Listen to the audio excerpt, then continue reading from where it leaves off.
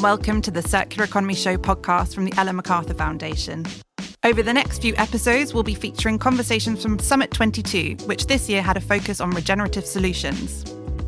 In this episode, we'll hear about the links between the circular economy, biomimicry, and Doughnut Economics with Janine Benyus, the biologist, author, and co-founder of the world's first bio-inspired consultancy, Biomimicry 3.8, Kate Raworth, author of Doughnut Economics, 7 Ways to Think Like a 21st Century Economist, and co-founder of Doughnut Economics Action Lab, and our founder, Ellen MacArthur. Let's hand over to Lucy Parker from the Brunswick Group, who hosted the session. And I will kick off, I think, by asking an impossible question, Janine. In a body of work like yours, which is truly awesome, could you, in a nutshell, tell us what it's all about? In other words, just in a thought, what is at the essence of the idea of biomimicry? And crucially, why is it here today on the platform with you, connected to circular economy? Thanks, Lucy. Biomimicry is innovation inspired by nature. That's the simplest way to put it. Our insight that we try to bring to people to remind us that a sustainable world already exists. Yeah. Right? It's already been invented. It's right outside. And we go beyond metaphor, and we actually go and we ask the natural world for design, engineering, social innovation advice, and increasingly ecosystem and built world advice. We have a company, Biomimicry 3.8. For 25 years, we've been working with about 200 firms. We go in as biologists to the design table, and they give us a functional challenge. You know, a barge company, Ingham, might say, we haven't redesigned our rudder for 120 years, so we go right to the experts, which are tuna, dolphin, penguin, insects that go through air, birds, anything that flows through fluids. And we look for patterns. And we bring those patterns back, and we save people a lot of energy. Or we save, we try to get people to move completely off toxins. So we've worked with Interface, major carpet company. Their biggest environmental sin was glue. We got them off glue completely by looking at how geckos adhere. So that's the kind of work that we do. It's amazing, because when I hear it, I really hear the practicality of what you're doing. You're bringing it into the real world. So, Kate, same and impossible question. It's a huge concept, Doughnut Economics. At its essence, what do you want us to take out of the idea, and where does it link for you with the circular economy? It starts by saying that every single student, young person that any of us know, when they are being taught economics, which means the art of household management, it should never begin like this with the supply and demand of the market. That is insane. It should begin with the living world, so that we start by understanding the household of which we're a part. And we recognize that there are life-supporting systems on which we depend. And these are the outside of the donut. Don't overshoot the limits of our planetary home. But at the same time, if 10 billion people are to thrive together on this planet, there's an inner limit of every person. We've called them human rights for decades. Every person has a claim to the resources they need for health and education and housing and community and voice and income. So, thriving is not endless economic growth. That is so last century. Thriving is meeting the needs of all people within the means of the living planet. And when I do it with my hands, it looks like a heartbeat. And if we can take what we know from human health, which is about thriving in balance, and take that to the planet, how do we now create an economy that thrives rather than tries to grow endlessly, no matter how rich we already are? We're in one of the richest nations in the history of humanity in this country right now, and yet we still are told by politicians and economists that the solution to our problems lies in yet more growth. There's an insanity to this. We need to learn to thrive. We need to create policies and business models and businesses that serve this goal. And it's really easy for me to sit here and say it. It's really hard to do. And we shouldn't use these words lightly. We shouldn't talk lightly about regenerative design, because it's so powerful and beautiful, and we haven't yet learned to do it. We are as Janine would say, we are toddlers in the room, and let's celebrate that we're in the room, but we are so in the process of learning. Right at the beginning of the whole thing. Yes. And Ellen, when you hear those extraordinary summaries of big ideas, circular economy, where do they fit? How do they align with the circular economy idea to you? We have to shift our actual economy, the way our economy functions, to thrive, to generate that regeneration. We have to get to that point. This isn't a bolt-on or an add-on to what we do in our linear system. We need to redesign it. We need to know exactly what success looks like. We need to work out what that regeneration actually looks like for farming. When you look at the technical cycles, keeping those products cycling so that they stay within the system, so they take the pressure off nature and we don't need to keep mining more. We need to understand what this looks like, and then we need to get there. And we know we have to do this. Is impossible impossible? No, it's not, because we don't need new technologies to do the majority of this. We know how to do it. We need to set our goals to get us there. So in essence, it's the mindset shift is going from trying to tweak our current failing linear economy to rethinking how a regenerative, restorative economy would look. So one of the things I'm hearing there is the sort of completeness of the tilt. It's really not just saying, let's do a few things and we hope we've fixed the problem we've got with this one. You're in different ways all saying tilt the whole thing over, redesign from scratch. This is a kind of noisy marketplace of ideas that we all live in today, and people are talking big ideas all around us. Are we being asked, I kind of know we're not, but I'd love to understand more. Are we being asked to choose between you? Are we being asked to choose, should we be following biomimicry? Should we be thinking about Doughnut Economics? Is it the circular economy? Is that a contest? How would you describe actually whether they're different or whether they're all pulling in the same direction, you're all pulling in the same direction? Kate, can I throw that to you? Sure. For me, they are absolutely pulling in the same direction. And I have to say, it means a lot to me to sit right here in this sisterhood with two women who I met Janine yesterday, I've just met Ellen just now, and it means a lot to me because their work has massively inspired mine. And I think we're speaking to the same vision, coming in through different portals. So the donut, you can say, is a goal for where we want to get to, meet the needs of all within the means of the living planet. Janine's work teaches us, and this is how the planet works. Can we learn from the best designers who've been around for millennia? And circular economy, to me, is one of the most powerful methodologies for getting there. We need to go from a degenerative system that we know we've inherited to regenerative by design. And these circular loops are a beautiful design print for us to start to understand, regenerate nature, circulate technical materials, and that's how we re-educate ourselves. So I see them as profoundly connected, and I talk about them all together at the same time. Different people will find different ones powerful as an entry point, but I hope as they enter, they discover these and many other ideas that are interconnected. And what would be your take on that, Janine? Absolutely. These are portals people enter to find the same thing, which is a vision of a world that works for all. And the living world is at the center of many of our ideas, I think. But biomimicry for me is kind of like the how. How to do that. Yes. So if you're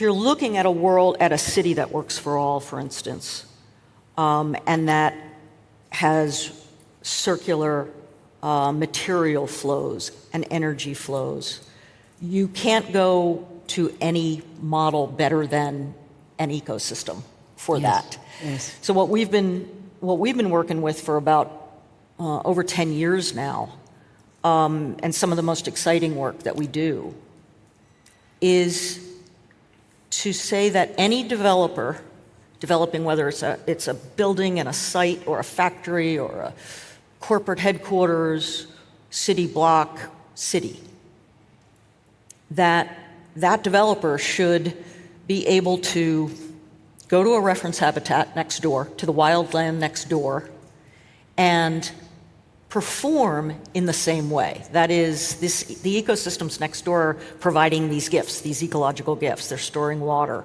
they're cycling nutrients, they're sequestering carbon, they're supporting habitat. So we actually get quantities. I mean, this is where the how comes in. We actually get quantities, and we say, per hectare, this development that you're on you should be able to store this much water, this much carbon, support this much habitat, build this much soil, block this much noise, cool this much temperature. And that design is the design for an economy that works for all. Yeah. Because it also happens to be a lush and livable place for people. And it's inherently circular it's interesting by design. You put, well, I was going to say by design. You'd By actually design.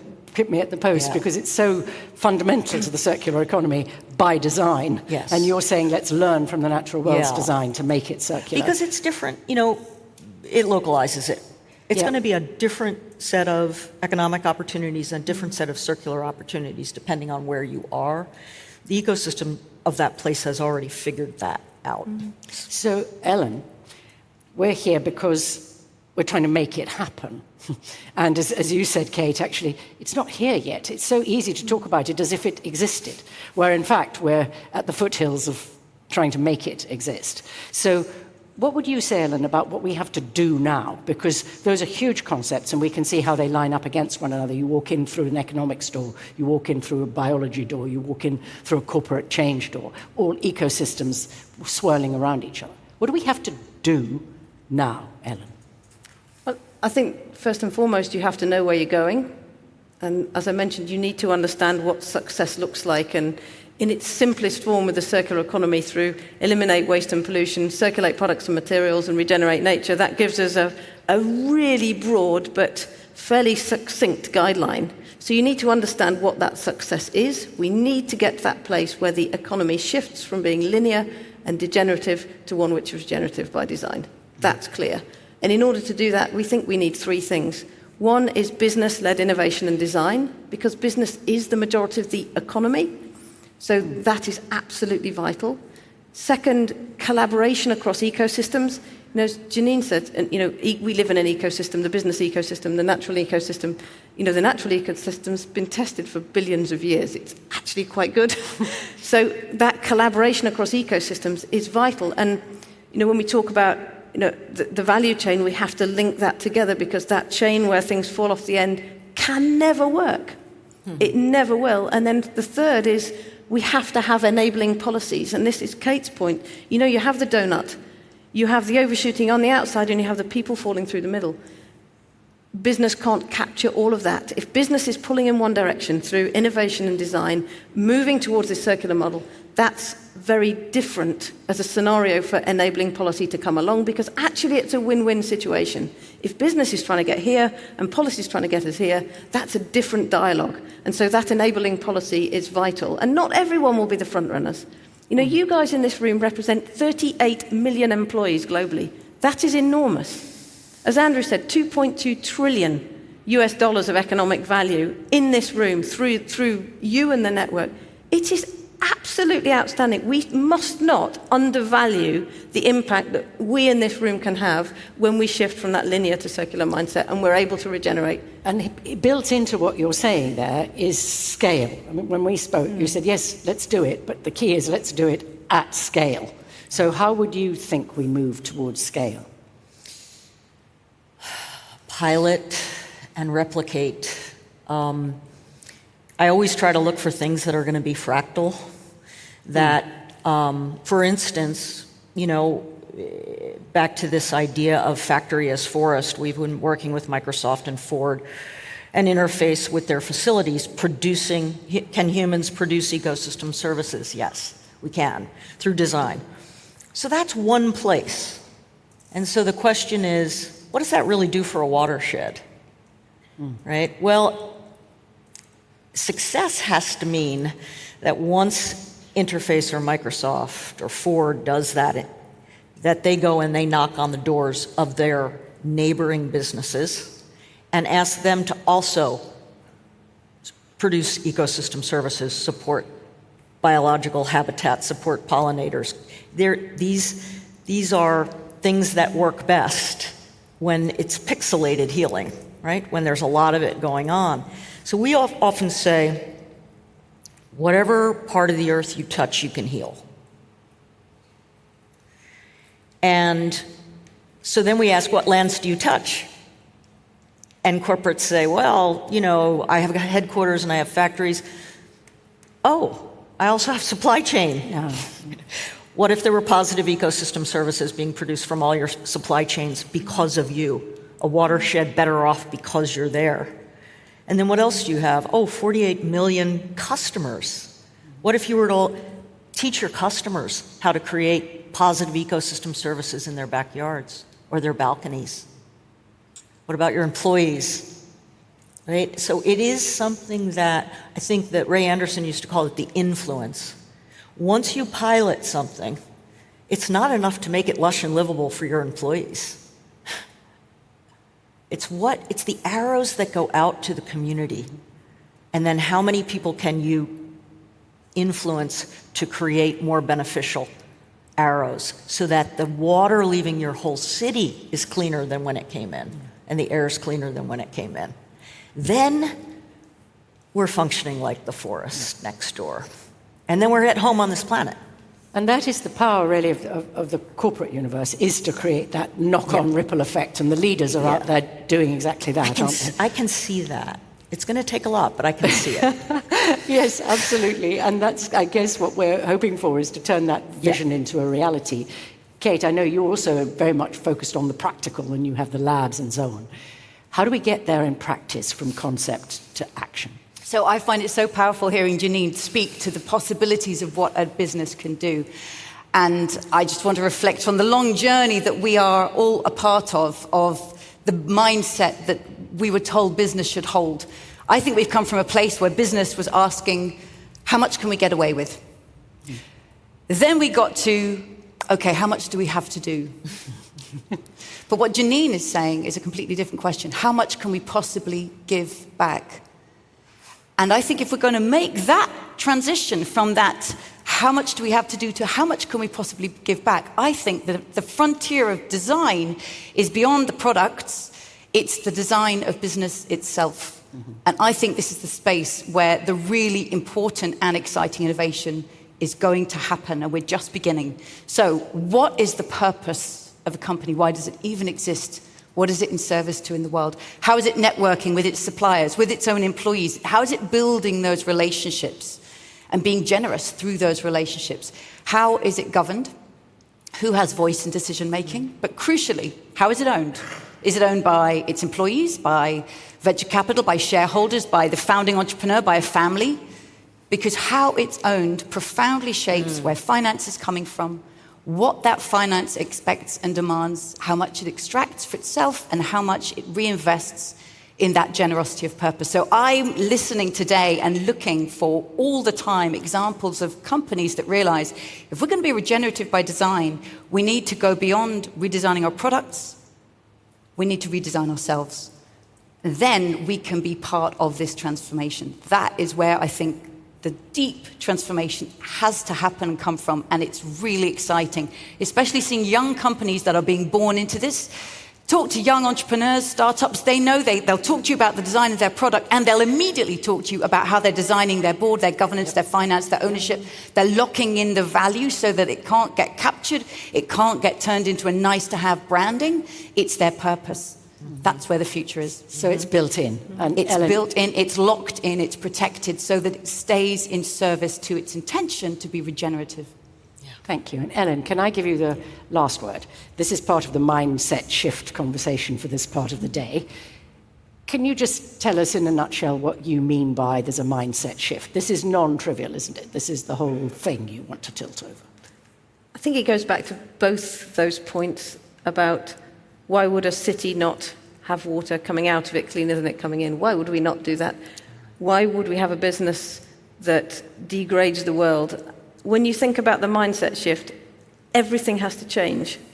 We have to go from the point where we're trying to fix what we have and make it last a bit longer to that massive opportunity to redesign the economy so it can work forever. And that involves all of this conversation, and it involves a complete rethink. And we need to get to the point where companies compete on their regenerational ability. Companies are competing on how well they're performing in the world. And young people are going into education wanting to make the world a better place, not thinking, how can we eke this out a little bit longer? That is a total mindset shift. You know, as That's Andrew wonderful. said, we don't want to talk about the problem today. We want to talk about the solution, because that's where it's at. So for us, that mindset shift is shifting from extractive and consumptive to making regeneration a byproduct of the way the economy actually functions. That's where we've got to get to. So as we've heard, it's not a case of just making things last longer or making things less bad. We need to change the system and create a world that works for us all. We need to redesign the economy so it can work forever. If you'd like to find out more about biomimicry, Doughnut Economics and the circular economy, check out the show notes below. We'll have more conversations from Summit 22 next time on the Circular Economy Show, so make sure you're subscribed so you never miss an episode. See you next time.